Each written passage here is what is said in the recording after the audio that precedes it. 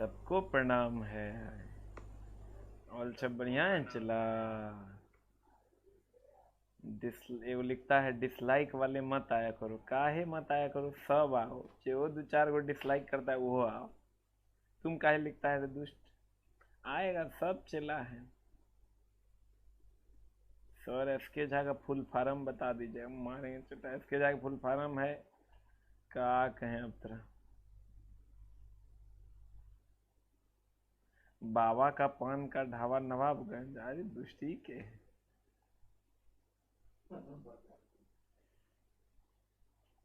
ये प्रचार कर रहा है का रे, बाबा के पान दुकान Nawabganj.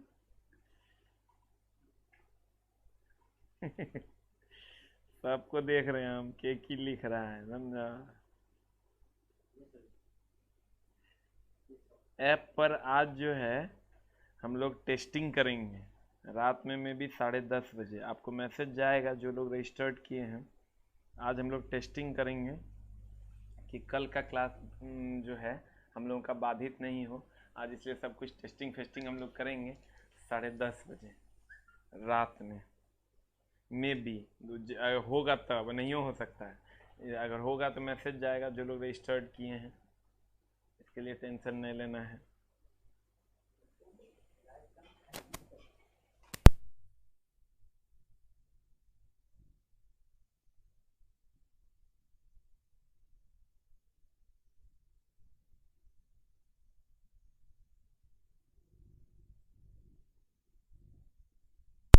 Hello hello hello hello hello hello hello hello hello hello hello hello. शुरू करें।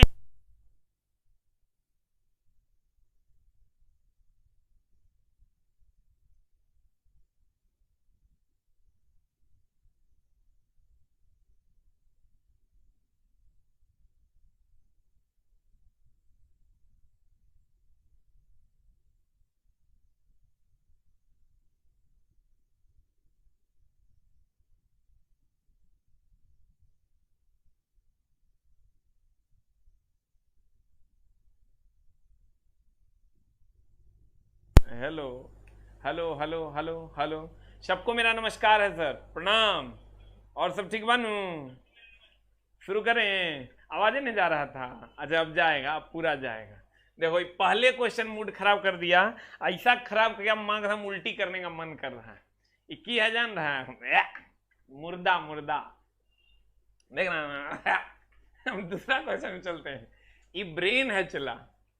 ये ब्रेन हमको सच में उल्टी जैसा लग रहा। ये ब्रेन है। ये ब्रेन में ना फॉर्मेलिन का लेप लगा हुआ है, ठीक है। और फॉर्मेलिन की अगर हम बात करें, ये फॉर्मल डिहाइड का 4 से 6% घोल होता है, ठीक है। या 40% सॉल्यूशन भी हम लोग लेते हैं तो वो फॉर्मेलिन का होता है। तो कहते हैं फॉर्मल डिहाइड। फॉर्मल डिहाइड किसका सर? फॉर्मल डिहाइड की अगर हम बात करें, जैसे होता क्या है सर, जैसे मान लीजिए किसी का न्यूटन चचा का ब्रेन निकाल लिए और न्यूटन चचा का ब्रेन को बहुत ही दिन तक रखना है, तो बहुत ही दिन तक रखना है तो कैसे रखेंगे? तो चला ऐसे रखेंगे, उसमें फॉर्मल डिहाइड का कुछ परसेंटेज सॉल्यूशन ले लेंगे जिसको हम फॉर्मेलिन कहते हैं, और उसी को सर उसमें लेप लगा देंगे तो वो लंबे समय तक उसको हम सुरक्षित रख सकते हैं। यही केस हुआ था कुछ दिन पहले, तुम लोग सुना होगा कि आंध्रा से जो मछली आ रहा है ना उसको बैन कर दिया गया। काहे बैन कर दिया गया भाई? वो लोग क्या करता था ना, बर्फ में मछली नहीं भेजता था, वो क्या करता था, फॉर्मेलिन का लेप लगा के मछली होने से भेज देता था। तो मछली भैया 8 दिन रहेगा तो खराब नहीं होगा, लेकिन वो कर सर कार्सिनोजेनिक बैक्टीरिया के फॉर्मेशन करेगा और कैंसर हो जाएगा। इसीलिए मरा हुआ मछली जो है बहुत लंबे समय तक रहता है तो उसको खाना नहीं चाहिए। इस पर भारत सरकार ने कड़ा एक्शन लिया और उसको बैन कर दिया। वो होता क्या है सर, उस पर जैसे आप मछली पर उसका लेप चढ़ा दोगे वो जल्दी सड़ेगा नहीं। तो कहता है इसीलिए इसका लेप चढ़ा देते हैं और बाद में इसका पोस्टमार्टम कर लीजिए, या फिर ये ब्रेन है इसको बाद में आप यूज कर लीजिए इसके सेल को, तो आपका काम हो जाएगा। कहता है मृत अंगों को सामान्यतः फॉर्मेलिन में रखा जाता है। फॉर्मेलिन एक जलीय फॉर्मल डिहाइड है। फॉर्मल डिहाइड के लिख लो एक लाइन, फॉर्मल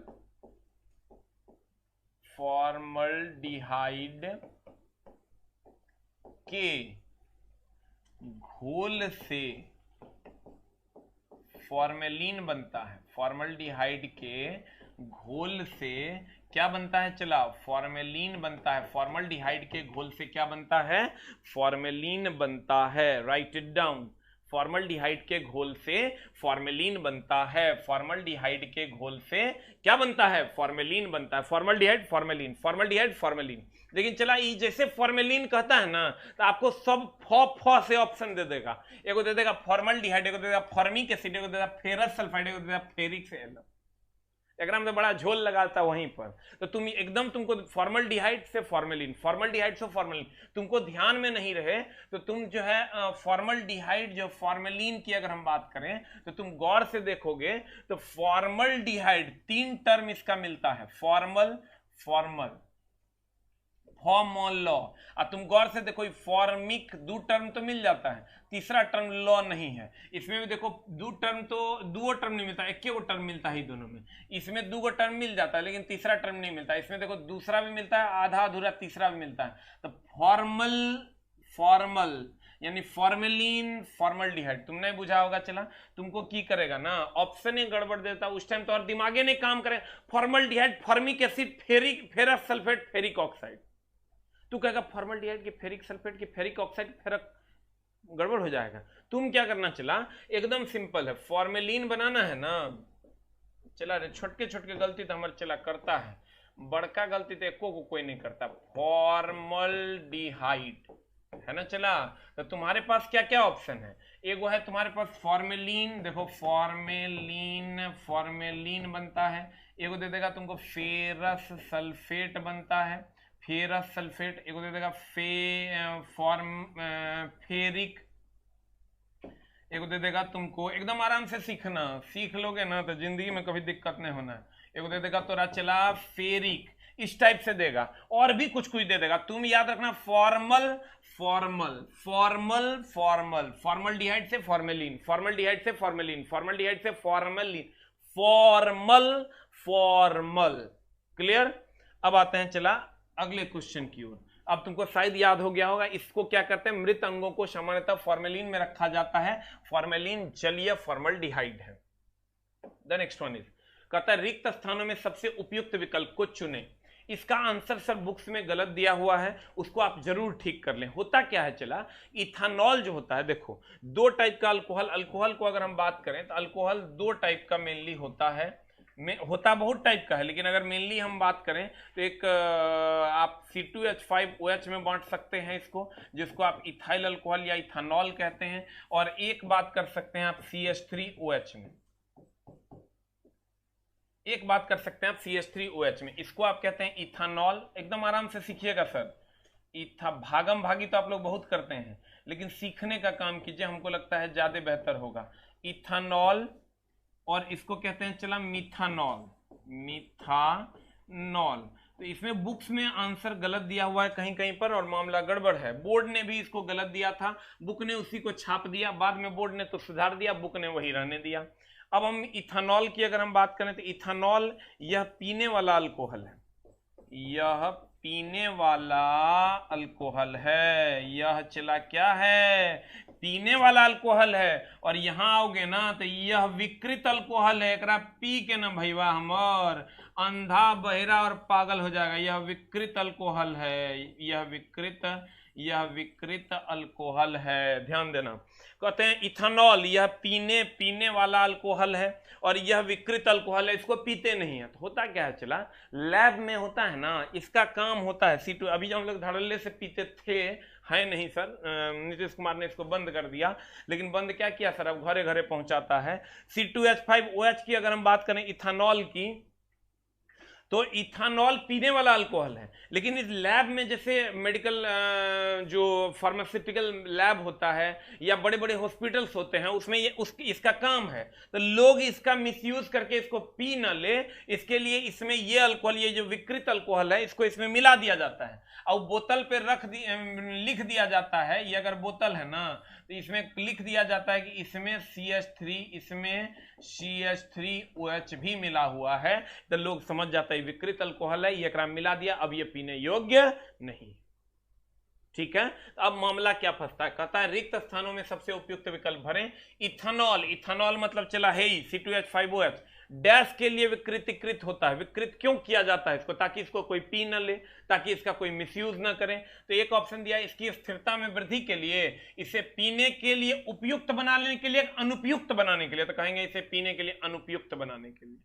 दिया है इसे पीने के लिए उपयुक्त बनाने के लिए, नहीं उपयुक्त थोड़े बनाना है। कहता है ये इथानॉल को डैश के लिए विकृतीकृत करते हैं। विकृतीकृत मतलब क्या करते हैं?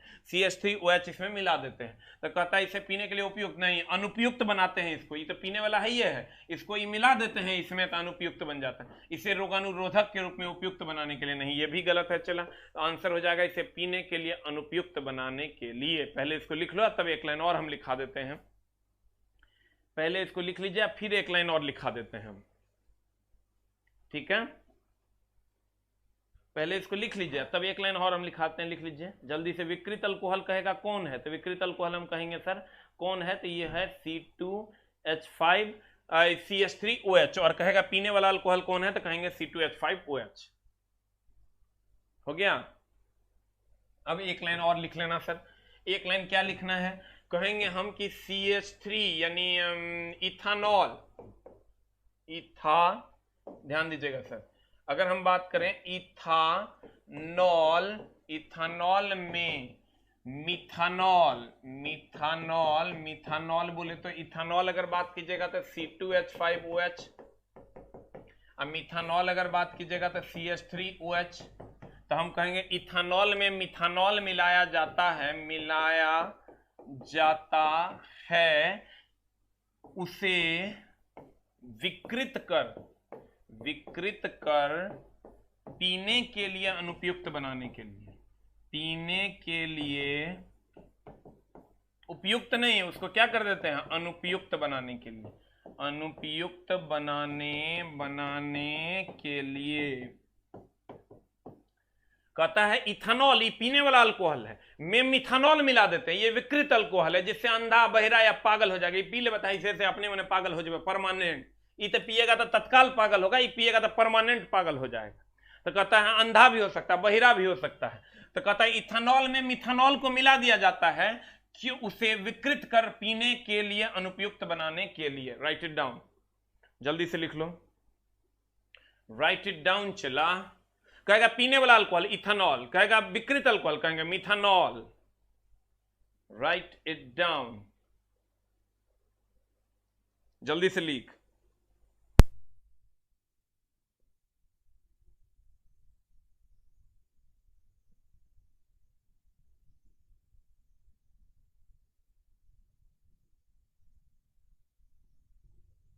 अगला क्वेश्चन में चलते हैं भाई मेरे, अगला क्वेश्चन में चलते हैं, गौर फरमाना।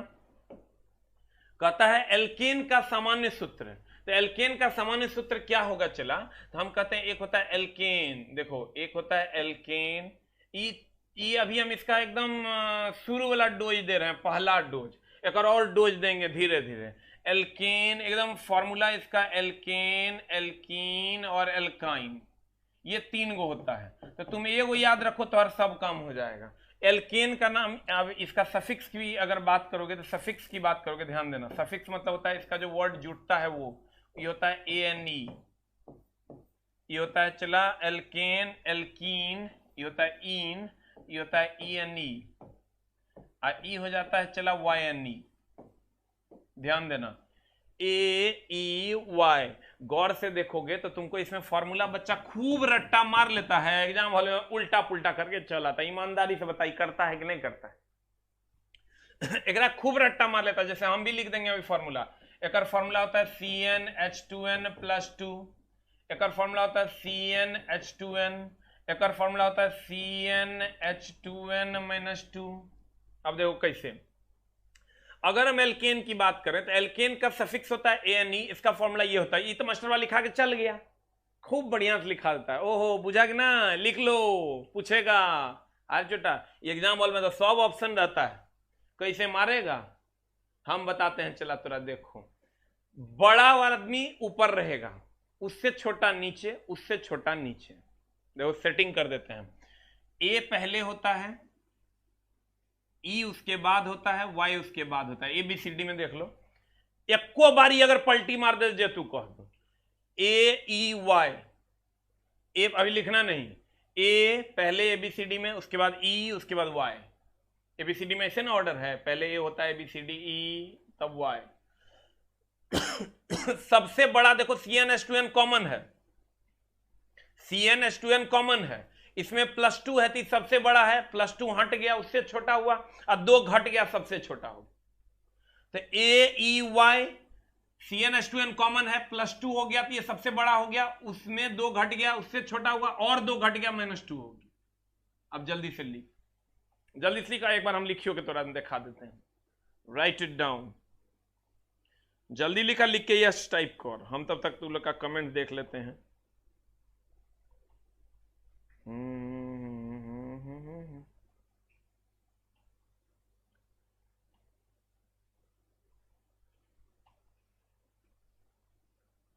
हो गया?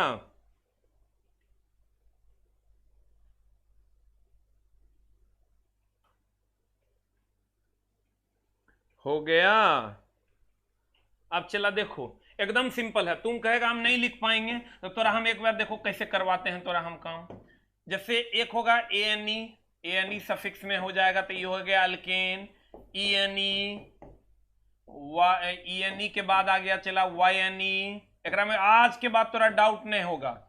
AEY सबसे बड़का CnH2n कॉमन है, बस खाली लिखने का तरीका चला, पढ़ने का तरीके तो खाली बदलना है। CnH2n कॉमन है।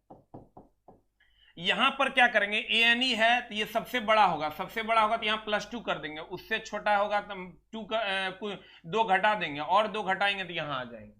You will get the answer. इसको ऐसे करके तुम प्रैक्टिस कर लो, तुम्हारा काम हो जाएगा। सर मेरी जो अभी साइंस की क्लास आ रही है, बहुत सारे बच्चे दरोगा के लिए बोलते हैं, बहुत सारे बच्चे बिहार SSC के लिए बोलते हैं। सर सबके लिए ये आज के बाद जिंदगी में कभी आपको साइंस पढ़ने की जरूरत नहीं। हम ये नहीं करते कि एडमिशन लीजिए, हम इस क्वेरी का जवाब दे रहे हैं कि सर दरोगा के लिए बैच चलाइए वगैरह वगैरह। तो ये जो साइंस हम पढ़ा रहे हैं, चला टारगेट नहीं, कंप्लीट फाउंडेशन है, लेकिन एग्जाम तक समाप्त हो जाएगा। उसके लिए क्योंकि सर लिखाना है नहीं, नोट से पढ़ाना है, क्योंकि बुक से आपके पास मटेरियल ऑलरेडी अवेलेबल रहेगा, तो इसलिए आपको टाइम थोड़ा सा बच जाएगा आपका। और ये BSSC दरोगा सबके लिए ये है। इसके बाद अगर साइंस का, फिजिक्स का और केमिस्ट्री का जिसका हम ठेका अभी लिए हैं, क्वेश्चन छूट जाए जितना तुम गरिया सको, चला क्या दिक्कत है, एकदम निकल के गरियाना।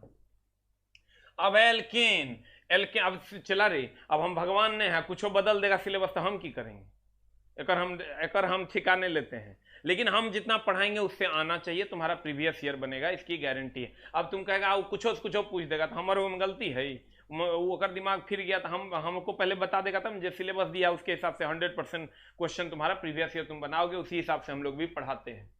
कहता है ना, तो पता चला लड़का तो सर 30 गो क्वेश्चन पूछेगा और 24 गो बना देगा, 6 गो कहीं छूट गया, 100 गाली मास्टर को निकल के। अरे दुष्ट मास्टर तो 1 घंटा 2 घंटा ले रहा है, और तुम तो सब्जेक्ट पे पूरा जिंदगी मेहनत किया, तब तुम कितना मेहनत, जितना चला वैकेंसी है ना उतना एडमिशन ले लिए। तो मेरे पढ़ाने से खाली नहीं होगा, तोरो पढ़ना होगा, तोरा सिंसियर रहना होगा। जितना वैकेंसी है ना तुम्हारा NTPC के ग्रुप DO के, उतना एडमिशन ले लिए। तो ऐसा है कि हमरे पढ़ाने से खाली हो जाएगा, और इंडिया के बच्चा केने है चल गए बोरा में। तोरा क्लास रेगुलर करना होगा, तोरा लड़ना होगा, तोरा बार बार पढ़ना होगा, तब जाके तुम्हारा रिजल्ट हो, न तो मामला गड़बड़ाएगा। कहता है एल्केन का सामान्य सूत्र क्या है, तो एल्केन का सामान्य सूत्र की अगर हम बात करें तो ANE है, CnH2n +2 हो गया आंसर। द नेक्स्ट वन, लेकिन इसको प्रैक्टिस कर लीजिएगा, आपको दिक्कत नहीं होगा।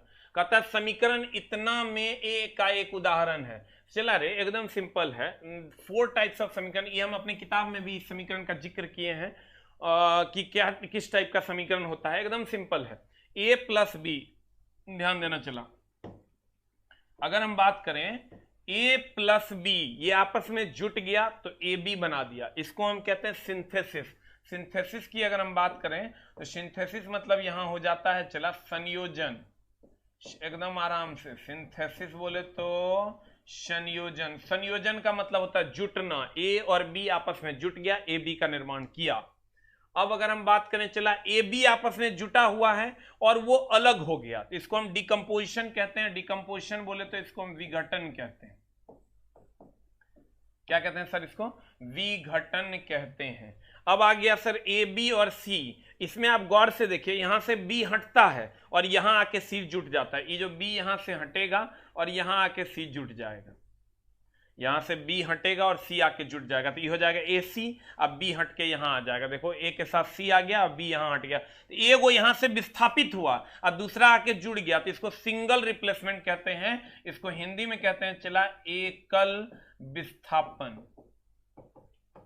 लेकिन जब यहां आप आओगे तो ए बी और सी डी, यहां पर से सर ये बी हटता है और यहां से डी हटेगा, यहां से भी एक हटेगा, यहां से भी एक हटेगा, तब ये सी में बदल जाएगा। ए बी था अब ये सी हो गया और ये सी डी था अब ये बी डी हो गया। यहां दू का विस्थापन हुआ है। यहां से देखोगे कॉल से तो बी हट गया है, आगे देखो तुम वहां से देखो ए बी है, यहां बी हट गया है, एक जगह सी आ गया, और सी डी है तो सी डी है, यहां से डी रह गया, सी हट गया, सी के जगह पर चल गया बी, तो दू को विस्थापित हुआ, इसलिए इसको डबल रिप्लेसमेंट कहते हैं और हिंदी में इसको द्वि विस्थापन कहते हैं। क्या कहते हैं चला? द्वि विस्थापन कहते हैं। जल्दी से रिएक्शन लिखा तब चलेंगे क्वेश्चन पे, तोहर काम हो जाएगा। जल्दी से लिख, जल्दी। यहां ए है चला, यहां बी है, यहां भी जाओगे तो यहां बी और डी है, यहां जल्दी से लिख, राइट इट डाउन। हो गया? जल्दी लिख। टाइप्स ऑफ रिएक्शन सर पहले नहीं पूछता था, लेकिन अब पूछता है, एकदम सिंपल है, फिर समझा देंगे तब समझ में आएगा। ऐसा थोड़े कि एक बार समझा दिए तो बुझा जाएगा भाई, एक बार और समझाते हैं, रुक ना, पहले लिख।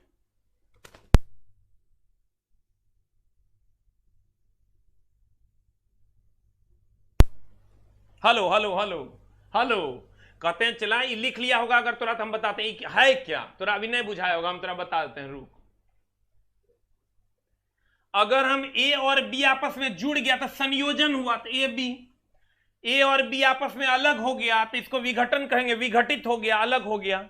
ए बी और सी की अगर हम बात करें तो यहां से हम बी को हटा दिए, बी को हटा के यहां सी जुट गया तो ए को विस्थापित हुआ, तो इसलिए एकल विस्थापन। और यहां ए बी और सी डी की अगर हम बात करें, दो ए को हटा दूसरा जुटा, दूसरा हटा पहला जुटा, तो ये हो गया द्वि विस्थापन। अब चला, कहने का मतलब ये हुआ कि यहां समीकरण को अब देखो, यहां सी यू और ओ है, एकदम आराम से धीरे धीरे चला। अगर हम सी यू और ओ की बात करें तो ये आपस में जुट गया, 2CuO बना दिया, तो ए और बी, इसको हम ऐसे कह सकती है, क्या कह सकती है चला? इसको हम कह सकती है कि a plus b is equal to, देखो ए अब बी बन गया, ए और बी आपस में जुट के ए बी बन गया, तो ए बी बन गया, तो ए और बी आपस में जुट के ए बी बन गया, तो इसको संयोजन अभिक्रिया कह देंगे, आंसर हो गया बी। अगर ए बी टूट जाता तो वियोजन अभिक्रिया, ए को हट जाता था एकल विस्थापन, दू को हटा, यहां से भी हटा यहां से भी हटा, द्वि विस्थापन। उम्मीद करते हैं तुमको 10% समझ में आया होगा, और जे नहीं बुझाया होगा तो आगे हम फिर बुझा देंगे। राइट इट डाउन चला, लिख लिए?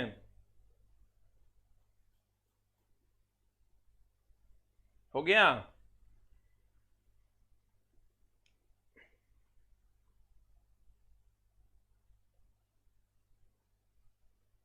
हो गया। अब देखो अगले क्वेश्चन में चलते हैं, वही उसी का थ्योरी, जिनको लिखने में दिक्कत हो रही होगी आप यहां से भी लिख सकते हैं। हम बताएं ए और बी आपस में जुड़ेगा, हम बार बार चला काहे रिपीट करते हैं, हमारा एनर्जी लूज करने का हमको बड़ा शौक है, हम इसलिए बार बार रिपीट करते हैं ना कि क्वेश्चन से जब निकले ना तो फिर कभी क्वेश्चन में आए तो तुम्हारे दिमाग में पूरा सेटल रहे। हम चाहें तो एक बार करेंगे और निकल जाएंगे। ए और बी आपस में जुड़ा, ए और बी आपस में जुड़ा, संयोजन अभिक्रिया हुआ, ए बी टूट गया, इसको वियोजन अभिक्रिया कहते हैं। ए बी, यहां से बी हटा, यहां सी जुट गया तो इसको हम एकल विस्थापन कहते हैं। ए बी है, सी डी है, दू को हटा तो इसलिए इसको द्वि विस्थापन कहते हैं। इसका भी एग्जाम्पल हम आगे सेट करेंगे। कहता है इसमें से किसे फल पकाने के लिए, क्रम में इतना ना तोरा दर्द देगा नहीं क्वेश्चन जो तू सोच नहीं सकता है। तोरा तो पहले यही नहीं पता चलता है प्राकृतिक रूप से कौन, कृत्रिम रूप से कौन। तोरा एगो थ्योरी पढ़ाते हैं, फल को आज पका देते हैं। आज के बाद तू फल पकाएगा, लेकिन मेरे हिसाब से पकाएगा, अभी तक तुम अपने हिसाब से पका रहा था। अब गौर फरमाना, गौर फरमाना भाई हमर, छोटका भाई हमर, सोना हमर, रुक। अब अगर फल पकना है ना चला, फल पकना एकदम आराम से, फल पकना ये दुई तरीके से होता है। एगो तो फल पक जाएगा, देखो कितना झोल है, फल पक जाएगा, अब फल पकाएंगे। चला रे, आज अगर तेरे दिल को ये कॉन्सेप्ट छुए तो एक लाइक मत करना, लेकिन पढ़ना 2 घंटा ज्यादा जरूर। लाइक नहीं करना नहीं चाहिए, 2 घंटा ज्यादा पढ़ना अगर दिल को ही छुए तो। फल पक जाएगा, फल पकाएंगे में डिफरेंस है। फल पक जाएगा मतलब पेड़े में पक जाएगा, अपने पक, हम कहने ये काम हो जाएगा मतलब अपने हो जाएगा। ये काम करेंगे मतलब हम करेंगे।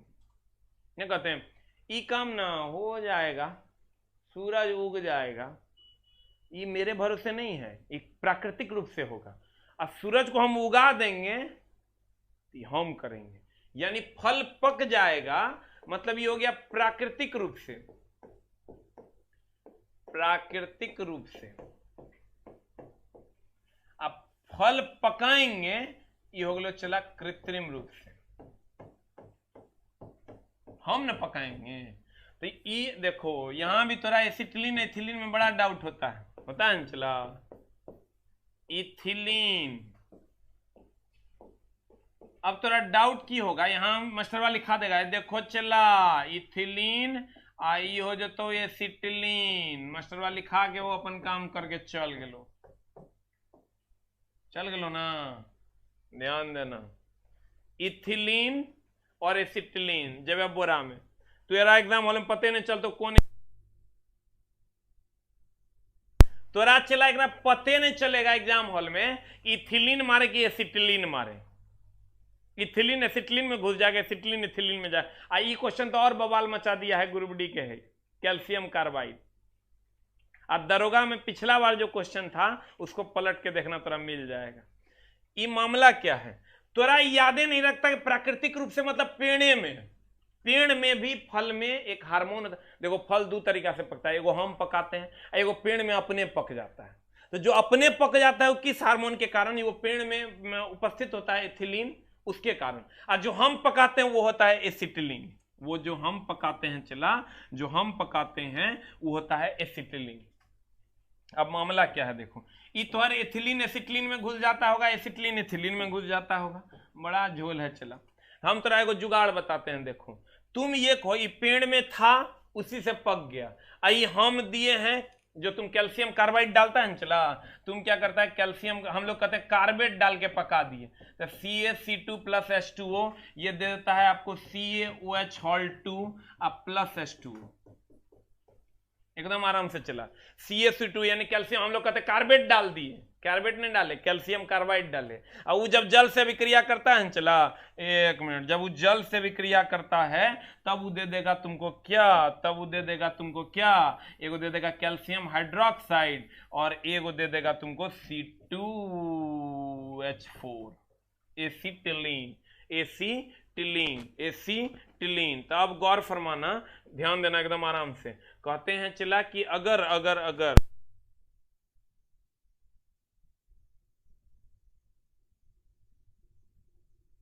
अब देखिए एकदम सिंपल है, अगर हम फल पकाते हैं तो फल पक जाएगा प्राकृतिक तरीके से एथिलीन से, और फल पकाएंगे कृत्रिम रूप से हम एसिटिलीन से। तो एसिटिलीन मिलता है कैल्शियम कार्बाइड से। एसिटिलीन कहां से मिलता है चला, कैल्शियम कार्बाइड। अब तो ये दोनों में जब कंफ्यूजन होगा तो तू कैसे मिटाएगा।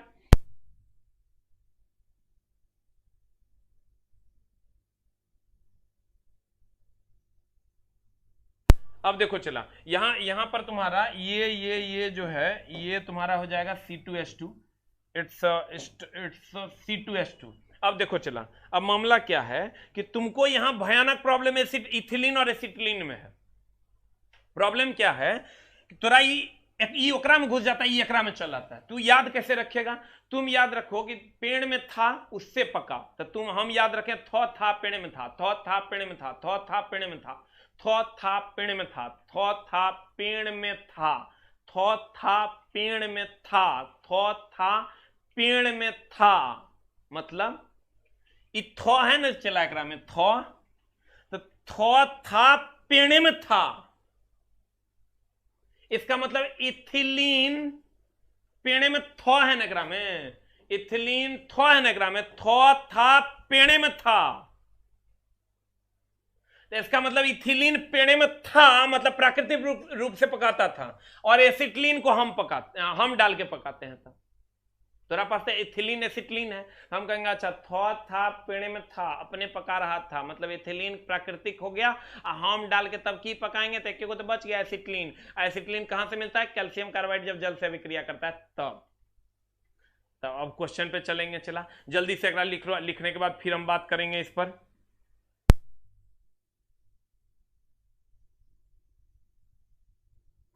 तुमको खाली याद रखना है था पेड़े में था, था पेड़े में था, था पेड़े में था, था पेड़े में था, था पेड़े में था, था पेड़े में था, था पेड़े में था, था पेड़े में था, था पेड़े में था, था पेड़े में था। आज तक कोई मास्टर अगर ऐसे फल तरह पका दिया होगा, गुरुजी में टैलेंट है, ठीक ना, मेरा बड़ाई भी किया करो।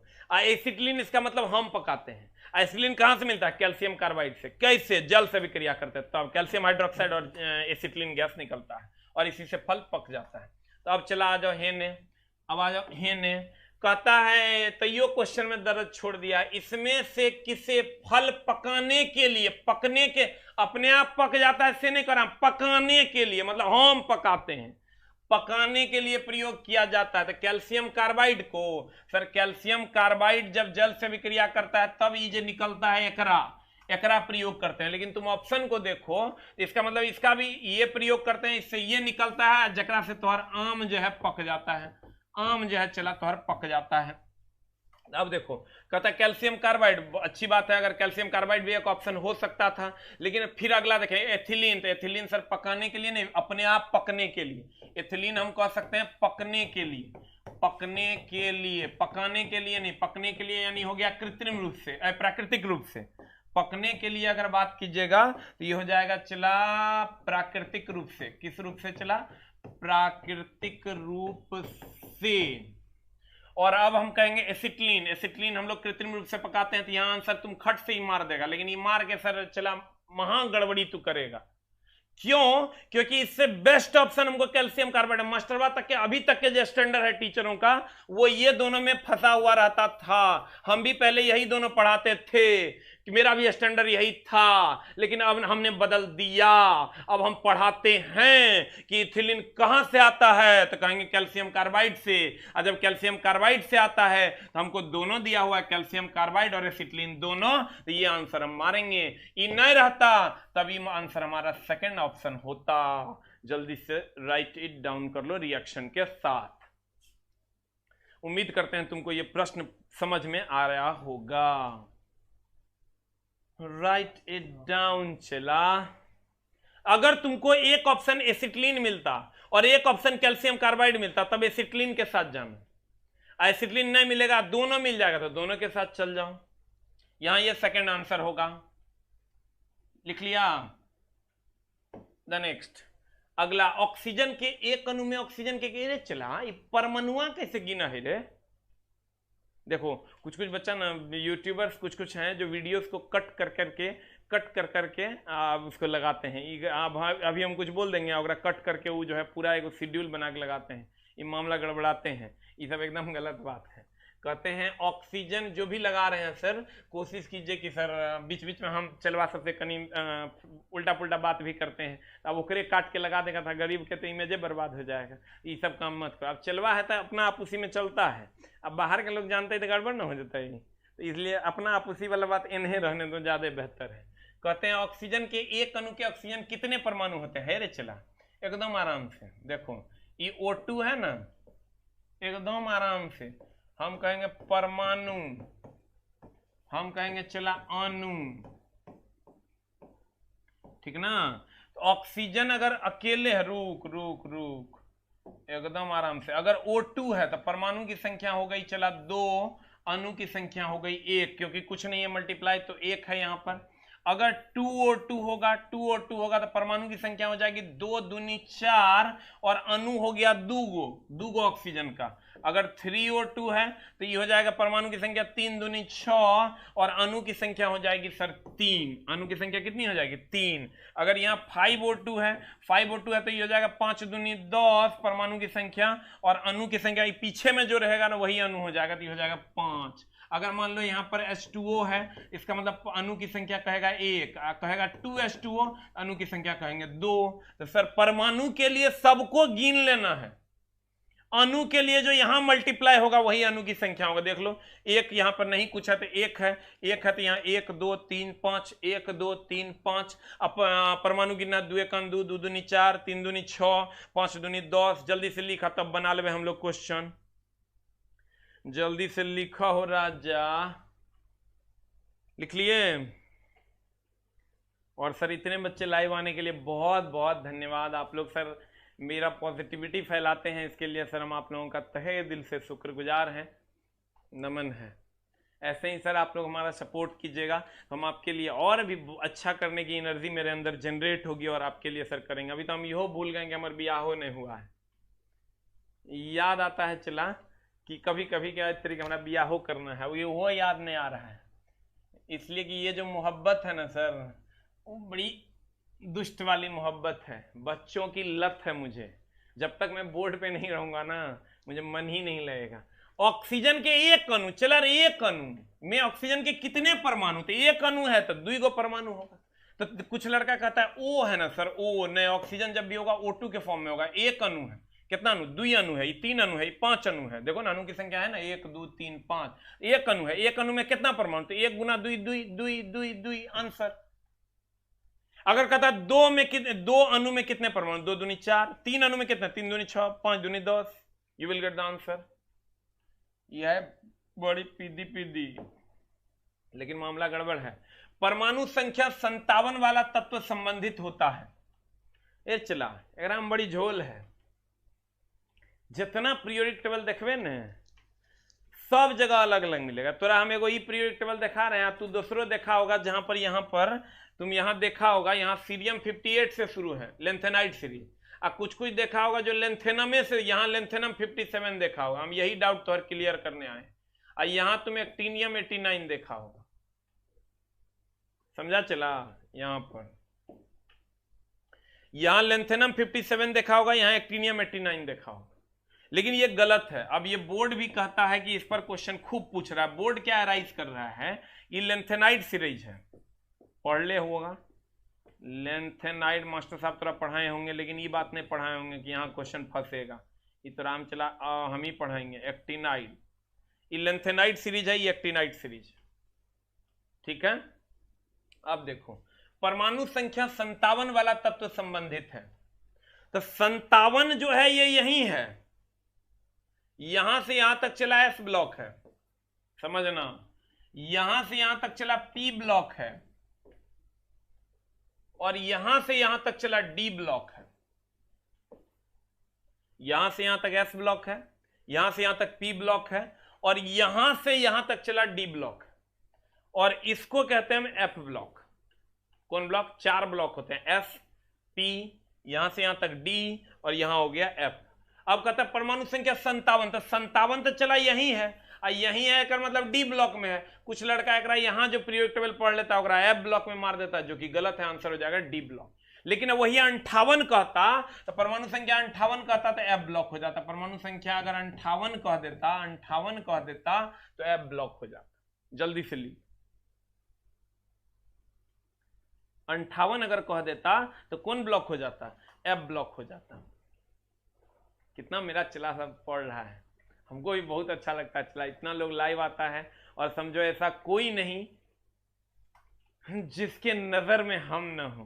किसके कारण? चला लोग के कारण, ठीक ना। और इतना देंगे चला अभी से एग्जाम तक, बोले हैं बैच पढ़ाएंगे तो पढ़ाएंगे, कहीं कोई झोल झाल वाला बात नहीं। अब हो गया, अब आ जाओ इधर।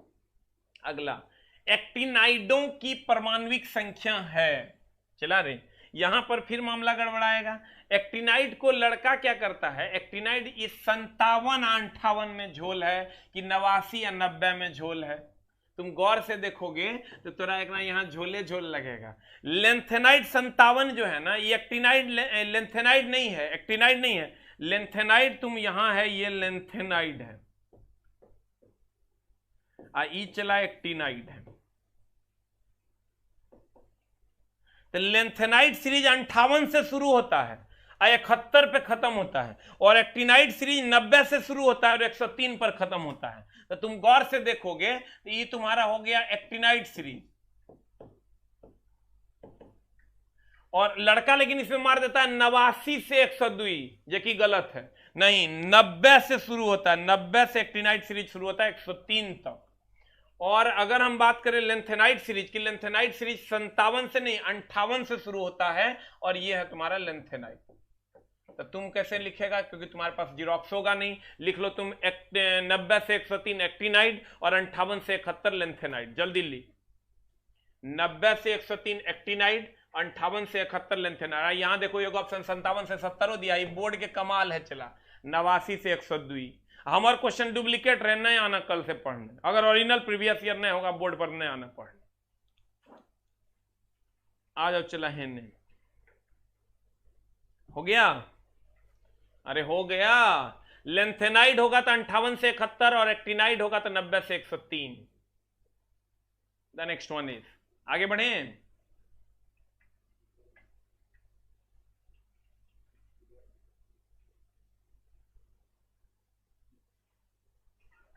हो गया, अरे हुआ रे। आई जितना पीरियोडिक टेबल देखेगा उसमें उल्टा पुल्टा बस चलता है। क्या चलता है सर? बस चलता है। अब यहां क्वेश्चन में बड़ा एकदम सिंपल है, लेकिन पता नहीं तो हड़बड़ा के गलती करेगा, इसलिए गुरुजी का परम दायित्व है कि यहां पर रोक के की गलती करेगा हमारे भाई। एक भीड़ भाड़ वाली सड़क पर एक बस की गति डैश गति का एक उदाहरण है।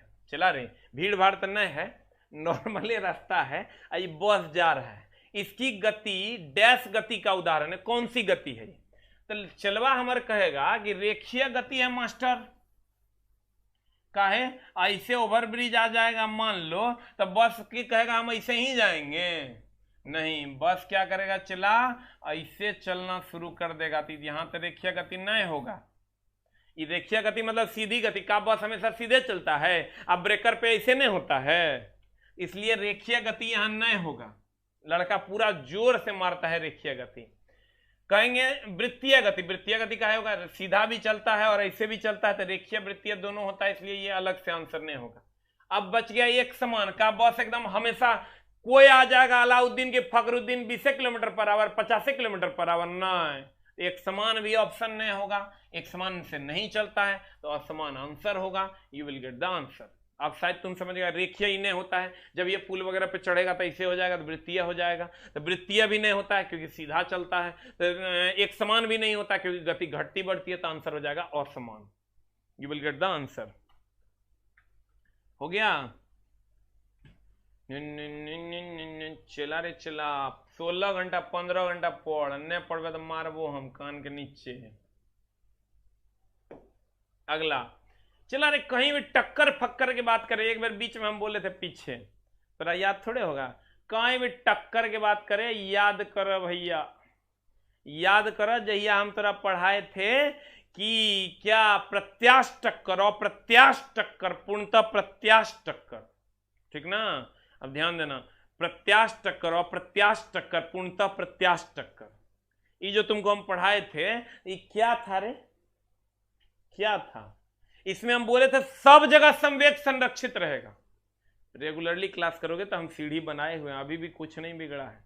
हम बार बार इसलिए हम अपने लिए नहीं कहते हैं, चला हमारे यूट्यूब चैनल मोनेटाइज भी नहीं है कि पैसा आएगा, तोरे लिए कह रहे रेगुलरली। और लाइव आने से क्या होता है ना, क्लास लगता है कि सर पढ़ा रहे हैं, हम पढ़ रहे हैं, लाइव वाला फीलिंग्स आता है। रिकॉर्डेड वीडियो तो कितना देखता है, तनी देर देखता होगा फिर सूझ जाता होगा। कहते हैं चला, की कहते हैं, क्या कहते हैं? चला कहते ये हैं कि क्या कहते हैं, कहीं भी किसी भी प्रकार का टक्कर, नैतिक अनैतिक दुराचारी कोनो टक्कर हो, जे टक्कर संभव नहीं, दुराचारी मतलब जे टक्कर संभव नहीं वो टक्कर करा देना, तो फिक्स है कौन संरक्षित रहेगा? वो है संवेग। किसी भी प्रकार के टक्कर में संवेग संरक्षित रहेगा। एक लाइन नोट करके, ये टक्कर, ये दो वस्तु टकरा जाएगी, यहां पर जब टकराने के बाद संवेग संरक्षित रहेगा। हम कहेंगे किसी भी प्रकार के टक्कर में, किसी भी प्रकार के टक्कर में कौन संरक्षित रहेगा? तो हम कहेंगे संवेग संरक्षित संरक्षित रहता है। किसी भी प्रकार के टक्कर में कौन संरक्षित रहता है चला, तो हम कहेंगे संवेग संरक्षित रहता है। किसी भी प्रकार के टक्कर में कौन संरक्षित रहता है, तो हम कहेंगे संवेग संरक्षित रहता है। कोई टक्कर हो, जो संभव है जो नहीं है संभव। अगला कहता है निम्न में से क्या तरंग की विशेषता नहीं है। ये सब क्वेश्चन आता है, तू चला खोजता की है बल के असामान्य न्यूटन, ये सब बात कहते हैं थोड़ा गुस्सा लगता है, लेकिन बात यही है। तो वहां जैसे इस टाइप का क्वेश्चन आता है कहता नेक्स्ट चला देख रहे मतलब राज है। एक क्वेश्चन 3 नंबर, कितना नंबर 3 नंबर, गौर फरमाना।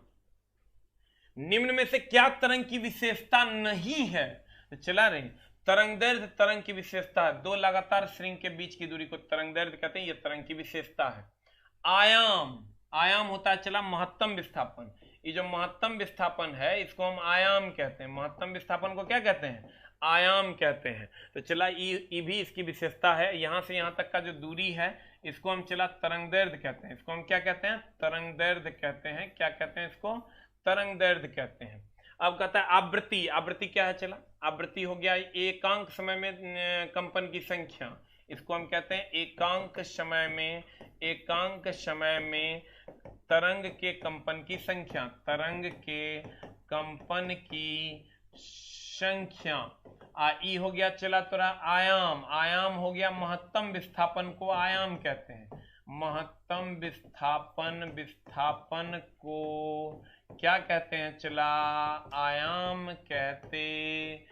महत्तम विस्थापन को क्या कहते, आयाम कहते। तरंगदैर्घ्य की अगर हम बात करें तो कहेंगे श्रृंग और गर्त के बीच की दूरी, लगातार लगातार लगातार लगातार लगातार श्रृंग और गर्त के बीच की दूरी, लगातार।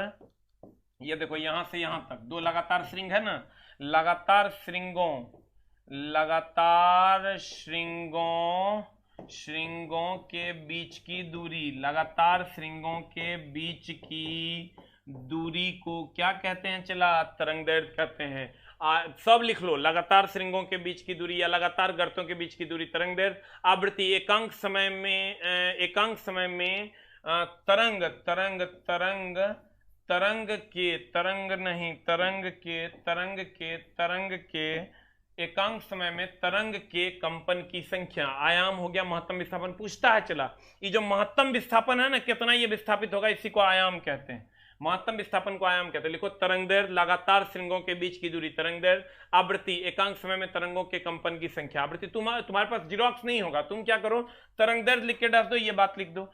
महत्तम विस्थापन आयाम लिख के डाल दो, ये बात लिख दो। आवृत्ति लिख के डाल दो, ये बात लिख दो। माध्यम के तो कोई मतलब ही नहीं है। माध्यम मतलब कुछ भी हो सकता है, हवा वगैरह। कह रहा किस पर की कौन विशेषता नहीं है, तो माध्यम विशेषता नहीं है। माध्यम को तरंग से कोई लेना देना नहीं है। राइट इट डाउन, जल्दी लिखा, तीनों पॉइंट पूछता है।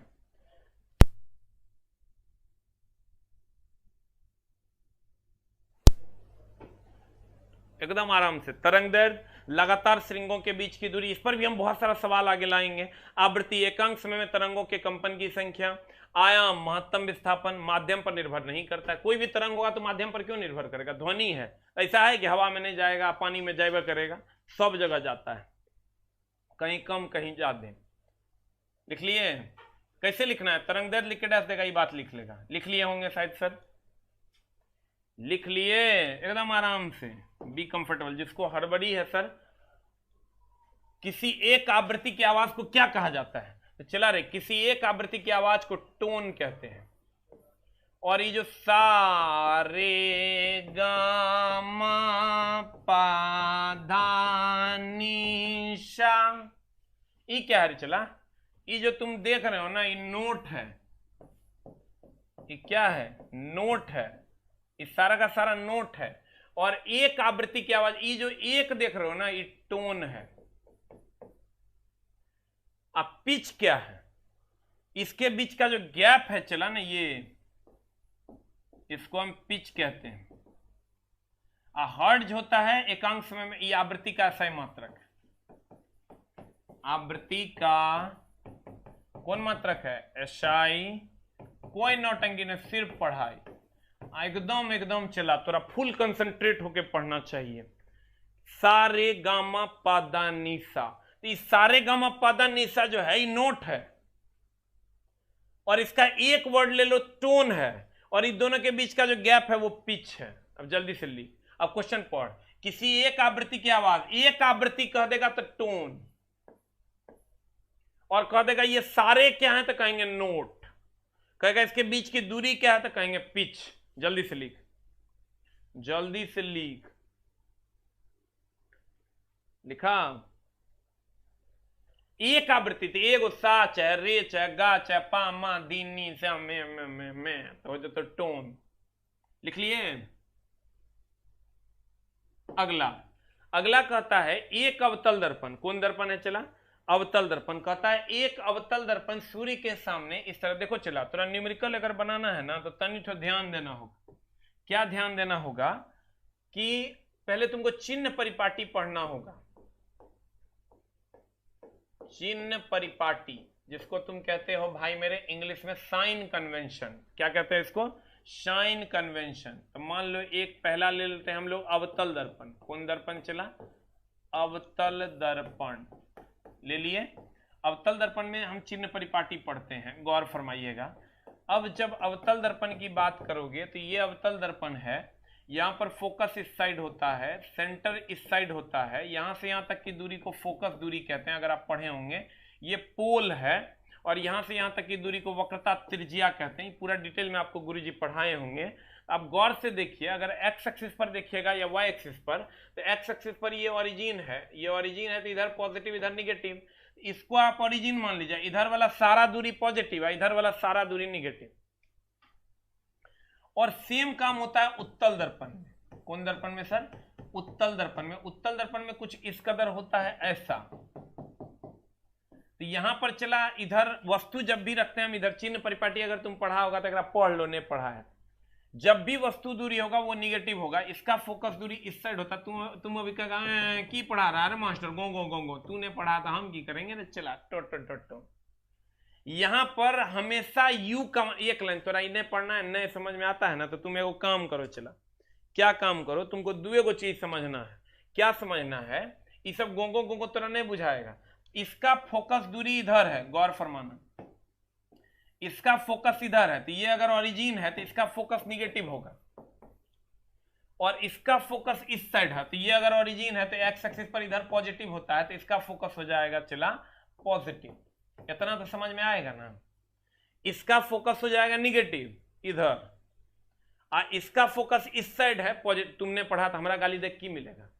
पढ़ना तो पड़ेगा ना, समझो ना। फिर एक दो बार सेट कर देंगे, आगे समझ में आ जाएगा।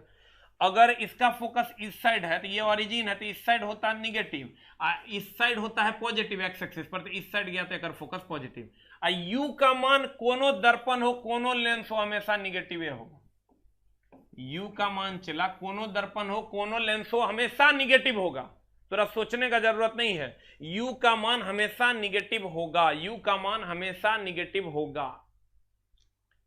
एफ निगेटिव इस साइड होगा, इस साइड एफ पॉजिटिव। यू का मान चाहे दर्पण हो कि लेंस हो, इसी साइड रखते हैं, इसी साइड रखते हैं तो हमेशा निगेटिव होगा। इतना तो जान लेगा। अब पहले एक बार लिख, इतना थोड़ा समझ में थोड़े आएगा, हमरा फिर बताना पड़ेगा आगे चल के 2-3 बार, तब थोड़ा समझ में आएगा। एफ का मान अवतल दर्पण है निगेटिव लेंगे, उत्तल दर्पण है पॉजिटिव लेंगे। पहले एक बार लिख फिर बतियाते हैं। यू चाहे दर्पण होगी लेंस हो निगेटिव लेंगे, यू दर्पण होगी लेंस हो निगेटिव लेंगे। ये दुए को चला क्वेश्चन पूछा है, मात्र 2 गो क्वेश्चन जो है इस टॉपिक से पूछा है, और दोनों क्वेश्चन आज हम तुम्हारे लिए लेकर आए हैं। वस्तु दूरी तो जानता होगा यू, प्रतिबिंब दूरी भी जानता है कि यो नहीं जानता है? लिख लिया? लिख लिया? नहीं जानता जान लो। यू है तुम्हारा वस्तु दूरी,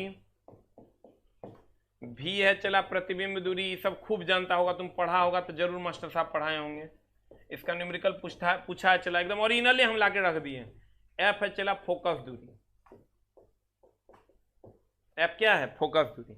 अब आ जाओ तो चला इधर, कहता है एक अवतल दर्पण सूर्य के सामने इस तरह रखा गया है कि सूर्य की किरणों का अभिसरण दर्पण के मुख्य अक्ष पर 5 सेंटीमीटर की दूरी पर एक बिंदु पर होता है। अभिसरण मतलब अगर ये दर्पण है चला तो यहाँ पर जो अभिसरित होना मतलब होता है मिलना, और इसी बिंदु को फोकस कहते हैं। यानी तुमको f का मान दे दिया है -5 सेंटीमीटर। समझ में नहीं आ रहा होगा बहुतों को, हम जानते हैं बाउंसर मार देगा। आगे हमको इसका सेटिंग लाना होगा एक सीरीज में, लेकिन तनी यहाँ समझो ना तो यहाँ गो होगा, वहां फ्रेश कर देंगे। -5 सेंटीमीटर हो गया क्योंकि इस साइड होता है, क्योंकि अवतल दर्पण है। अब यदि 3 सेंटीमीटर लंबी एक मोमबत्ती को दर्पण के मुख्य अक्ष पर 10 सेंटीमीटर की दूरी पर, तो यानी वस्तु दूरी हो गई चला निगेटिव में -10 सेंटीमीटर, तो मोमबत्ती का प्रतिबिंब दूरी ये झूठे दे दिया है, अगर कोई काम नहीं है तो प्रतिबिंब दूरी कितना होगा? प्रतिबिंब दूरी बोले तो v बराबर वाट। दर्पण के लिए फॉर्मूला आता है चला कि फॉर्मूला आता है 1/v plus 1/v plus 1/u is equal to 1/f। यहां से लगा दोगे 1/v is equal to 1/f minus 1/u। इसको सॉल्व कर लो, 1/v इज इक्वल टू हो जाएगा 1/-5 माइनस ऑफ 1/-10 -10। इसको सॉल्व कर लो, सॉल्व करने के बाद तुम्हारा आ जाएगा v is equal to 15 centimetre. 15 centimetre the answer. देख लो कितने हैं 15 centimetre, you will get the answer. जल्दी लिख, लेकिन ये सीखा नहीं होगा तुम, हम इसका सीरीज लाएंगे। ये खाली सर सिर्फ और सिर्फ तुमको हम बताने के लिए लाए हैं कि ऐसा भी सवाल पूछ सकता है। थोड़ा थोड़ा करके प्रैक्टिस करवाएंगे, तब धीरे धीरे थोड़ा समझ में आएगा। जिसको न्यूमेरिकल में दिक्कत है, सुबह 9 से 10 में हम लाइव आते हैं, चैप्टर वाइज न्यूमेरिकल के लिए आप आ सकते हैं सर, और आना ही चाहिए जिनको न्यूमेरिकल पढ़ना है। लिख लिए? अब देखिए अगला क्वेश्चन भी हम बना देते हैं। एक वस्तु को उस अवतल शीशे से दूरी ज्ञात करें जिसकी फोकस दूरी 10 सेंटीमीटर है। यानी चला f दे दिया है तुमको, f दे दिया, अवतल दर्पण है तो -10 सेंटीमीटर हो जाएगा, जिससे उसकी वास्तविक प्रतिबिंब का आकार वस्तु के आकार का 4 गुना हो। तो चला वास्तविक प्रतिबिंब का आकार जो होगा, यानी वास्तविक प्रतिबिंब का आकार अगर x होगा तो ये हो जाएगा 4x। ध्यान देना, एक वस्तु, ध्यान देना हम सही लिखेंगे नहीं, एक वस्तु किसी उस अवतल शीशे से दूरी ज्ञात करें। थोड़ा दर्द हो रहा होगा, दर्द होने दो, क्योंकि ये धीरे धीरे ही होगा ये टॉपिक के लिए, न तो ये तू कभी नहीं बना पाएगा। धीरे धीरे हम कर देंगे। कहता है एक वस्तु की उस अवतल शीशे से दूरी ज्ञात करें जिसकी फोकल लंबाई 10 सेंटीमीटर है। तो फोकल लंबाई चलो 10 सेंटीमीटर, चूंकि अवतल है इसलिए माइनस। उसकी वास्तविक प्रतिबिंब का आकार वस्तु के आकार का 4 गुना है। तो वस्तु के, अच्छा ये 4 गुना है, ये जो प्रतिबिंब का आकार है ना ये 4 गुना है। तो चलो ये 4x हो गया, इसके पीछे माइनस लगा दो, क्योंकि प्रतिबिंब दूरी हमेशा क्या होता है? माइनस होता है। अब चला यहां से निकाल लो, तुम्हारा काम हो जाएगा, you will get the answer. चला कैसे निकालेगा बता? कुछ नहीं करना है, 1/v plus 1/u is equal to 1/f कर दो, और यहाँ पर वैल्यू रख दो। अब चला कह रहा है वास्तविक प्रतिबिंब बन रहा है, तो वास्तविक प्रतिबिंब जब भी बनता है इस साइड बनता है, वास्तविक प्रतिबिंब बनता है तो चला ये भी माइनस हो जाएगा। काल्पनिक बनता है इस साइड, जब तुम देखोगे दर्पण में तो इस साइड वास्तविक प्रतिबिंब बनता है, इस साइड काल्पनिक बनता है, तो इस साइड बन रहा है मतलब निगेटिव होगा। बहुत झोल है एकरा में, इतना आसान नहीं है। ये हो जाएगा 1/-4x plus 1/-x is equal to 1/-10। इसको सॉल्व कर लो, देख लो कितना आंसर आता है। जो आंसर आएगा वही तुम्हारा आंसर हो जाएगा, शायद -10 या कुछ भी आ जाएगा। देख लो कितना आता है answer, you will get the answer. Solve कर दे कि कर लेगा? कर लेना और x का वैल्यू निकाल लेना तो हर काम हो जाएगा। लेकिन तू ये समझा नहीं होगा, हमको खुद संतुष्टि नहीं हो रहा, हम इसका 10 क्वेश्चन का सीरीज एक दिन ला देते हैं तुम्हारे लिए। हम जान रहे रेग्राम बहुत झोल है, थोड़ा नहीं समझ में। 10 क्वेश्चन के चला हम एक सीरीज ला देंगे, दर्पण का भी और लेंस का भी, तो थोड़ा समझ में आ जाएगा। द नेक्स्ट वन इज, कहता है डैश द्वारा एसी को डीसी में। चला एसी को डीसी में, डीसी को एसी में बड़ा झोल फंसता है। एसी को डीसी में, डीसी को एसी में बहुत ज्यादा झोल फंसता है। तो हम तेरा बता देते हैं, देखो एसी टू डीसी हम लोग कहते हैं रेक्टिफायर। देखो रेक्टिफायर नहीं, देखो एसी को डीसी में बदलना है ना, एसी को डीसी में बदल देना रेक्टिफायर, सही है। इसी में हम कह देते हैं कभी कभी डायोड। और अगर डीसी को एसी में बदलना है चला, तो इसके लिए हम कहते हैं ट्रांसफॉर्मर। क्या कहते हैं? ट्रांसफॉर्मर। क्या कहते हैं चला? ट्रांसफॉर्मर। ध्यान देना, सॉरी ट्रांसफॉर्मर नहीं, ओहो इट्स माय मिस्टेक। अगर हम डीसी को एसी में बदलते हैं तो इसको हम कहते हैं चला, क्या कहते हैं बता? Inverter, inverter, inverter, inverter, inverter, inverter. अब ध्यान देना, अगर हम बात करें चला एसी को डीसी में और डीसी को एसी में, तो एसी को डीसी में बदलेंगे रेक्टिफायर या डायोड, और डीसी को एसी में बदलेंगे तो इन्वर्टर। यही मामला है। अब ध्यान देना, तुमको याद ही नहीं रहता, एसी डीसी डीसी एसी होते रहता, कभी इन्वर्टर मार देता, कभी रेक्टिफायर मार देता है। एगो बात बताओ, जब तुम्हारे घर में बिजली जाती है, बैटरी में डीसी की एसी, बैटरी में डीसी तो जानता है ना, और घर में जब हम लोग पंखा चलता है एसी पर, यही ना होता है रे। हमको एगो बात बताओ चला कि जैसे लाइट कटता है, हम लोग कभी कहते हैं कि रेक्टिफायर ऑन करो, हम लोग कहते हैं इन्वर्टर ऑन करो। इन्वर्टर ऑन हो गया, इन्वर्टर ऑन हुआ तो क्या किया, बैटरी में जो डीसी था हमारे घर में एसी बना के दे दिया हो। इसका मतलब वो करता है सर, जैसे इन्वर्टर ऑन होता है तो बैटरी से डीसी ले लेता है, हमारे पंखे को एसी दे देता है। ये बैटरी है, बैटरी में चला डीसी रहता है, ये बैटरी से डीसी ले लेता है, हमारे घर में जो पंखा है ओकरा एसी दे देता है। इसका मतलब इन्वर्टर ऑन हुआ, लाइन कटने के बाद इन्वर्टर ऑन हुआ, बैटरी से डीसी लेके एसी में बदलता है। इसका मतलब इसका उल्टा करेगा रेक्टिफायर। हमको जैसे ही क्वेश्चन देगा हम क्या करते हैं, आंख बंद करते हैं। अच्छा, इन्वर्टर ऑन होता है हमारे घर में तो क्या करता है, बैटरी से डीसी लेता है और हमको पंखे को एसी दे देता है। इसका मतलब इन्वर्टर डीसी टू एसी, इसका मतलब rectifier AC to DC. Rectifier में ही डायोड लगा होता है इसलिए डायोड भी सेम है। तो रेक्टिफायर या डायोड होगा तो वो एसी टू डीसी, और अगर इन्वर्टर होगा तो वो डीसी टू एसी। अब बता आंसर क्या हो जाएगा। डैश द्वारा एसी को डीसी में बदला जाता है, तो एसी को डीसी, तो एसी को डीसी हो जाएगा रेक्टिफायर। और जल्दी से इसको लिख लो। और उसके बाद कंडेंसर, ये हम कहते हैं आवेश एकत्रित करता है, आवेश एकत्रित एकत्रित एकत्रित करता, आवेश एकत्रित करता, आवेश एकत्रित करता। एम्पलीफायर, एम्पलीफायर क्या करता है चला, सिग्नल को एम्पलीफाई करता है, सिग्नल को बढ़ाता। एम्पलीफायर क्या करता है, सिग्नल को बढ़ाता, सिग्नल को बढ़ाता, सिग्नल को क्या करता है, बढ़ाता है। जल्दी लिख। फिल्टर का कोई खास काम नहीं है, तुम्हारे लिए नहीं है, ये इलेक्ट्रिशियन वालों के लिए होता है। जल्दी से लिखना रे चला, सब पूछता हूं सब, राइट इट डाउन। हो गया, जल्दी लिख, राइट इट डाउन। कंडेंसर आवेश एकत्रित करता है, एम्पलीफायर सिग्नल को बढ़ाता है। एम्पलीफाई करना मतलब होता है बढ़ाना। रेक्टिफायर की अगर हम बात करें, रेक्टिफायर या डायोड का सेम काम है, एसी टू डीसी और डीसी टू एसी इन्वर्टर। तो हम कहते हैं घर बंद हो जाएगा, घर में बिजली चल जाती है तो बैटरी से डीसी लेते हैं, एसी में बदलता है इन्वर्टर, तो डीसी टू एसी इन्वर्टर हो जाएगा। इसका उल्टा रेक्टिफायर हो जाएगा। अगला कहता है बैटरी की क्षमता, ये चला खूब पूछता है, बैटरी की क्षमता को एम्पियर घंटा में व्यक्त करते हैं। लेकिन अब ना सर जनरेटर की क्षमता भी पूछ रहा है किलोवाट आवर में। लिख लो, जनरेटर की क्षमता किलोवाट आवर में। अब बैटरी पे तुम देखना, जितना बैटरी रहता है ना, हम लोग कहते हैं कि कितना एम्पियर की बैटरी है। चला रही नहीं कहना चाहिए, हम लोगों को कहना चाहिए कितना एम्पियर आवर की बैटरी है।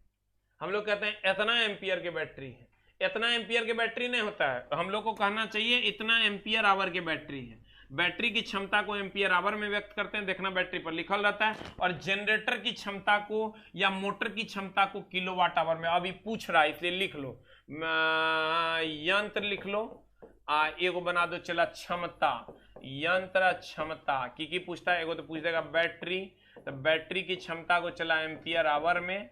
और अगर हमको पूछ दिया, अगर बैटरी नहीं पूछ के क्या पूछ दिया चला, जनरेटर या मोटर, जनरेटर या मोटर, जनरेटर लिख लो, जनरेटर या मोटर हम लिख देते हैं यहाँ, generator generator generator generator generator या मोटर, तो हम कहेंगे जनरेटर या मोटर किलोवाट आवर में। ये दूगो पूछता है, लिखते जल्दी से, ये दूगो पूछता है, इसको जल्दी से लिखो, जनरेटर या मोटर, जनरेटर या मोटर।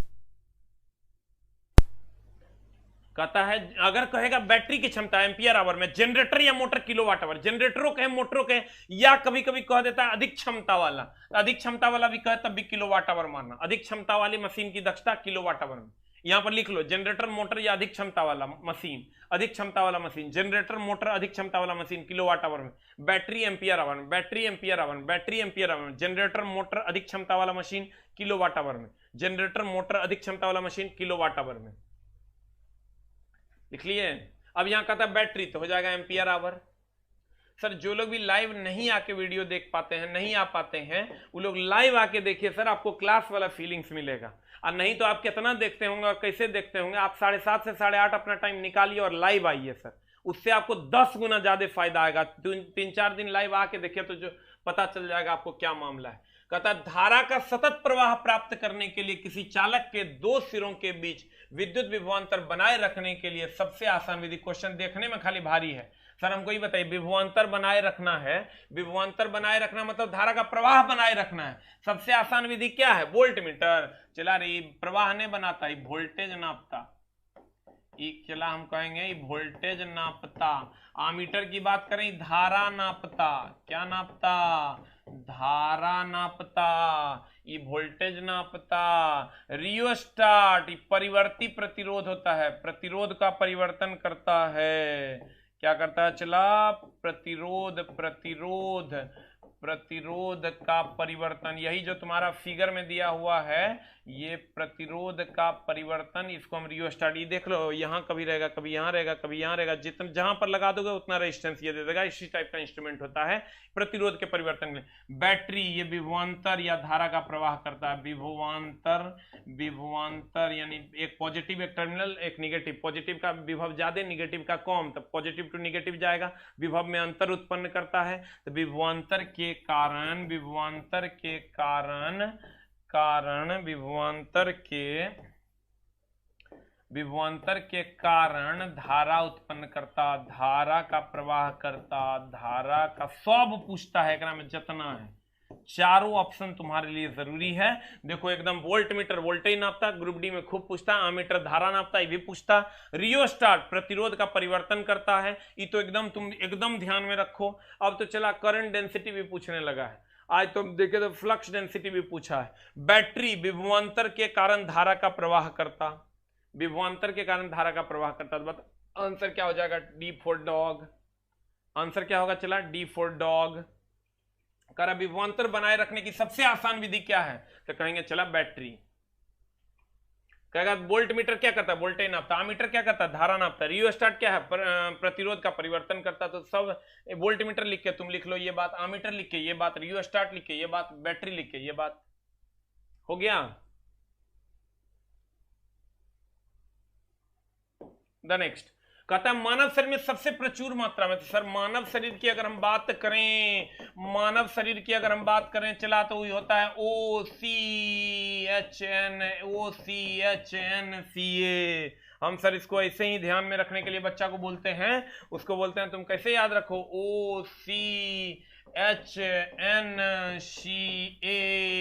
ऐसे याद रखो OCHNCA।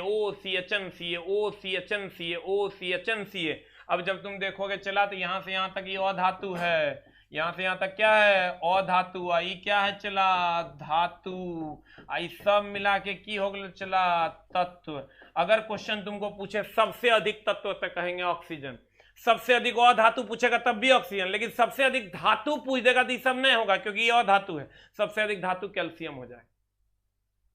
सबसे अधिक तत्व पूछेगा मानव शरीर में तो ऑक्सीजन, सबसे अधिक धातु पूछेगा तो कैल्शियम, और सबसे अधिक अधातु पूछेगा तब भी ऑक्सीजन। अब पढ़ो चला, सब मानव शरीर में सबसे प्रचुर मात्रा में मौजूद तत्व पूछ रहा था, तत्व पूछ रहा था ऑक्सीजन होगा तो ये आंसर, ये नहीं होगा तो ये आंसर, ये नहीं होगा तो ये आंसर, ये नहीं होगा तो ये आंसर, ऑक्सीजन है ये आंसर। अगर धातु पूछ देता, बहुत लड़का इसमें कैल्शियम मार के निकल जाता। सबसे अधिक मौजूद तत्व, ये चला तत्व, धातु, अधातु, उपधातु बुझेवे नहीं करता है। मिश्रण यौगिक कैसे मारेंगे? बुझेवे नहीं करता है, मामला गड़बड़ है। जैसे तत्व कह दिया ना, तो तत्व 3 प्रकार के, धातु, अधातु और उपधातु, यहां ये दोनों मिला के तत्व है। तो तत्व पूछा तो पूरे की बात करेंगे, और अधातु पूछेगा तो इतने यहां से यहां तक की बात करेंगे, धातु पूछेगा तो सिर्फ एक बात करेंगे। अब बता आंसर क्या हो जाएगा? आंसर हो जाएगा तुम्हारा oxygen. You will get the answer. धातु पूछ देता तब कैल्शियम होता, मैक्सिमम लड़का इसमें कैल्शियम मार के निकल जाता है। लिखे? जल्दी से लिख लीजिए सर, राइट इट डाउन। जो लोग भी सर लाइव नहीं आ पाते हैं कोशिश कीजिए लाइव आने का सर, नहीं तो आपको कम से कम समझ लीजिए कि 30 से 35% का नुकसान होना है। आ जाइए इधर, जिसको बहुत ज्यादा मजबूरी है, नेट वगैरह का प्रॉब्लम है, वो अलग मैटर है। कहता आप एक दिन आके देखते होंगे, जो लोग लाइव हैं उनको खुद पता चलता होगा। विकासवादी संबंध का प्रमाण प्रदान, जैसे विकासवाद के बात आए चला जीवाश्म आंसर हो, क्योंकि जीवों के अंश से ही विकास हुआ है, इसीलिए कहते हैं विकासवादी संबंध। बहुत लड़का इसमें मार देता है चला चट्टान वगैरह, लेकिन वो आंसर गलत है, ऐसा वो इसे मारते भी नहीं होंगे, आप लोग जीवाश्म ही मारते होंगे।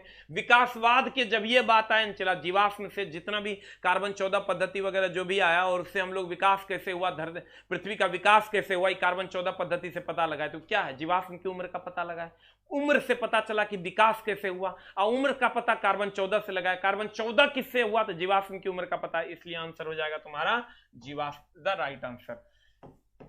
और उसमें भी कार्बन का कौन सा समस्थानिक, 14। अगला कहता निम्नलिखित में से कौन सा जानवर पराध्वनिक उत्पन्न कर सकता है। ये चला ना, एकरा में पराध्वनिक में कौन कौन, ये तुम हाथी, सार्क, पतंगा नहीं, ये नया टाइप का क्वेश्चन है जिसको हम पोरपोइसेस कहते हैं।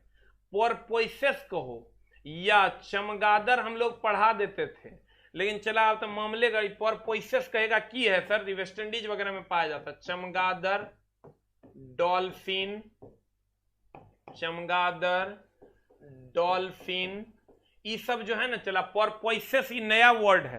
पोरपोइसेस, चमगादड़, डॉल्फिन, ये सारे के सारे जो है पराध्वनि उत्पन्न करते हैं, अल्ट्रासाउंड जनरेट करते हैं, और इसी के द्वारा ये क्या करते हैं, इसके द्वारा ये शिकार करते हैं, शिकार करते, लिख लो, इसी के द्वारा ये क्या करते हैं, शिकार करते। तुम कैसे लिखेगा, लिखो पोरपोइसेस, चमगादड़, डॉल्फिन शिकार करते हैं पराध्वनिक उत्पन्न करके, शिकार करते हैं पराध्वनिक उत्पन्न करके, शिकार करते हैं पराध्वनिक उत्पन्न करके।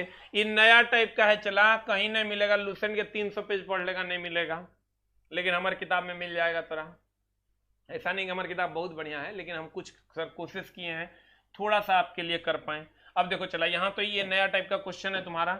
अगला हम आते हैं, एक बार रिवीजन करते हैं। विकासवाद जब भी होगा, विकास जीवाश्म से हुआ है चला। मानव शरीर में सबसे अधिक मात्रा में मौजूद तत्व पूछेगा तो ऑक्सीजन, धातु पूछेगा तो कैल्शियम। अगला धारा कहेगा किससे उत्पन्न किया जाता है, विभव में अंतर, तो battery, volt meter voltage, ammeter धारा नापता है, रियोस्टेट प्रतिवर्ती प्रतिरोध नापता है या प्रतिरोध को मैनेज करता है, बैटरी की क्षमता एम्पियर घंटा में, और बड़े machine, motor, generator, kilowatt hour. खूब इंपॉर्टेंट चला, बैटरी की क्षमता एम्पियर आवर में, बैटरी, जनरेटर, मोटर या बड़ा मशीन, किलोवाट आवर। अगला एसी को डीसी में बदलना चला, रेक्टिफायर हम बता दिए, एसी को डीसी, रेक्टिफायर या डायोड, और डीसी को एसी हो गया इन्वर्टर। ये थोड़ा पता चल गया होगा, न्यूमेरिकल हम दोनों बना दिए, लेकिन अभी थोड़ा नहीं समझा होगा, ये खाली हम कास्टिंग दिए कितना टफ है। जिस दिन बताएंगे उस दिन आसान लगेगा, तो जरूर सर कहना कि आपने हमारे लिए आसान किया। किसी एक आवृत्ति को हम टोन कहते हैं, बहुत सारे आवृत्ति को नोट कहते हैं, पिच दोनों के बीच की दूरी है। अगला ये सर सब विशेषता है, माध्यम विशेषता नहीं है, क्योंकि माध्यम तो कोई भी हो सकता है, उसमें तरंग का क्या लेना देना है। कोई भी टक्कर होगा चला तो क्या आंसर होगा, संवेग। अगला भीड़ भाड़ वाली सड़क पर तो चला रेखीय तो होगा नहीं, क्योंकि ओवरब्रिज पे ऐसे भी चलता है, तो वृत्तीय भी नहीं होगा क्योंकि ऐसे भी चलता है। समान भी नहीं होगा, एक समान भी नहीं होगा, क्योंकि गति घटती बढ़ती है तो असमान हो जाएगा। अगला एक्टिनाइड सीरीज चला 58 से, एक्टिनाइड सीरीज 90 से 103, लेंथेनाइड 58 से 71, ये नहीं होगा। ये दोनों ऑप्शन का ध्यान रखना। ये भी क्वेश्चन सेम है, जैसे पूछेगा 57 तो 57 चला यही है, मतलब ये डी ब्लॉक में आ जाएगा। अगला ऑक्सीजन के एक कहेगा चला तो 2 हो जाएगा परमाणु। अगला इनमें से किसे फल पकाने के लिए, कैल्शियम कार्बाइड और एसिटिलीन हम लोग पकाने के लिए यूज करता है, अपने से पकने के लिए एथिलीन, और अगर ये नहीं रहेगा तो सेकंड आंसर हम यहाँ पर ये मार सकते थे। अगला ये तो हम तुमको बता दिए, ए और बी आपस में जुड़ जाएगा तो सर संयोजन, दोनों टूट जाएगा तो डिकम्पोजिशन, और अगर ए और बी एक विस्थापित होकर जुड़ेगा एकल विस्थापन, द्विविस्थापित होकर जुड़ेगा द्विविस्थापन। अगला ये हम बोले ANE होगा, ANE होगा, ENE होगा, YNE होगा, हम बोले AEY है, तो यहाँ पर सर क्या करेंगे, CnH2n सब में कॉमन है, CnH2n सब में कॉमन है, CnH2n सब में कॉमन है, सबसे बड़ा होगा ये +2, 2 घटा देंगे तो यहाँ से हट जाएगा, यहाँ 2 और घटा देंगे। रिक्त स्थानों को भरें, इथानॉल, इथानॉल को सर ई आंसर दिया हुआ है सब बुक में, जो कि गलत है। इसे पीने के लिए अनुपयुक्त बनाने के लिए हम लोग इथानॉल में ये मिलाते हैं, और इसका सर फॉर्मेलिन का उपयोग करते हैं, फॉर्मल्डिहाइड से प्राप्त करते हैं, लाशों को सुरक्षित रखते हैं। ठीक है सर, इतना मेहनत है, चला देख लो, 3 से 4 घंटे लगाते हैं थोड़ा पढ़ाने के लिए। अब तैयो जो है दुष्ट है, पढ़ता नहीं है तुम लोग। खूब पढ़, खूब मन लगा के पढ़। नमस्कार, थैंक यू वेरी मच। कोई बकवास नहीं, सीधा आप किताब पे कंसंट्रेट करेगा। और जिन लोगों का एडमिशन है मे भी आपको सर नोटिफिकेशन जाएगा, हड़बड़ाना नहीं है। जिनका प्रॉब्लम है उसको भी हम लोग सॉर्ट आउट करेंगे, इसलिए हम 3-4 दिन का टाइम लिए हैं। और कि जिनका भी एडमिशन फंसा हुआ है या कहीं पर ऐप पे अटका हुआ, वैसे लगभग का क्लियर हो गया, लेकिन कुछ का बचा हुआ है, उनका भी सर हम 2 से 3% बच्चों का पेमेंट का इशू आया है, जिसको हम लोग सॉर्ट आउट कर देंगे। एक एक बच्चे को फोन करके हम लोग सॉर्ट आउट कर देंगे, टेंशन लेने का जरूरत नहीं है, ठीक है। उसी में हम लोग सर इसीलिए मंडे तक का टाइम रखें। सारी टीम का एक ही निर्देश है, एक एक बच्चे के पेमेंट के इशू को क्लियर करना। आपको टेंशन लेने की जरूरत नहीं है। नमस्कार, मिलते हैं सर। जो लोग, जिन लोगों का एडमिशन होगा आज ऐप पे मिलेंगे टेस्टिंग के लिए, अगर नोटिफिकेशन जाएगा, नहीं तो कल सीधा क्लास के लिए मिलेंगे। नमस्कार, thank you very much, Tata.